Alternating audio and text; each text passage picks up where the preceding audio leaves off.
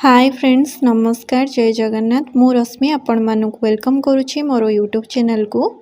तो आज आम जाइलु पाखापाखि 35 जन पिला OSSC विजिट करने ସେଇଠି ଫାଷ୍ଟ ଆମର ଆପ୍ଲିକେସନ୍ ଆମେ ସମସ୍ତେ ସାଇନ୍ ମାରି ତ ଦେଇଥିଲୁ ସେଇଠି। ତ ଚେୟାରମ୍ୟାନ୍ ଆମକୁ କିଛି ଟାଇମ୍ ପରେ ଭିତରକୁ ଡାକିଥିଲେ। ଆମର ଆପ୍ଲିକେସନ୍ର ମାନେ ମୋଟିଭ୍ ଥିଲା କି ଆମର ଯାହା ବି ପ୍ରୋସେସ୍ ହେଉଛି ତା ସ୍ପିଡ୍ ହଉ ଆଉ ବହୁତ ମାନେ 100% ପୋଷ୍ଟ ଫିଲ୍ଅପ୍ କରିବା ସହିତ ଆମ ପ୍ରୋସେସ୍କୁ ସ୍ପିଡ୍ କରାଯାଉ। ଆମ ସହିତ TGTର PCM ଆଉ CPZ ଭାଇ ଭଉଣୀ ମାନେ ବି ଥିଲେ।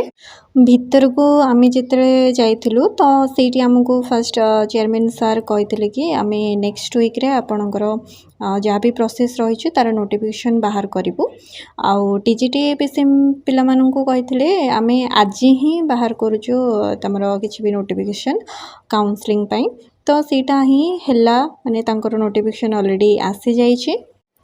आमको ओनली कहते कि तुम डिस्ट्रिक्ट आलोकेशन सहित नॉट इंटरेस्टेड ऑप्शन आम दबू सेटा ऑनलाइन करेंगे कि ऑफलाइन करेंगे किसी आमको कही नथिले।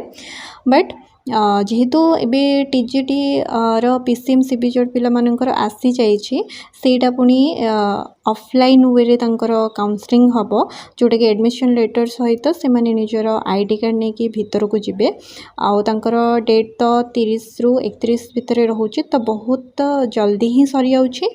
आमे भी एक्सेप्ट करूछु कि आमर यही वीक्र गुरुवार नहले शनिवार भितर आमर नोटिफिकेशन आसीजिबो। से आमको कहते ये वीक्रे से बाहर करके देबे आमर काउंसलिंग पाई डिस्ट्रिक्ट आलोकेशन आम से ही जाकि जानीपारू जी भी सेठी जाऊना तो सी ऑटोमेटिक रिक्वायरमेंट रू बाद पड़े जमीती कि आमर TGT PCM रे हेछि।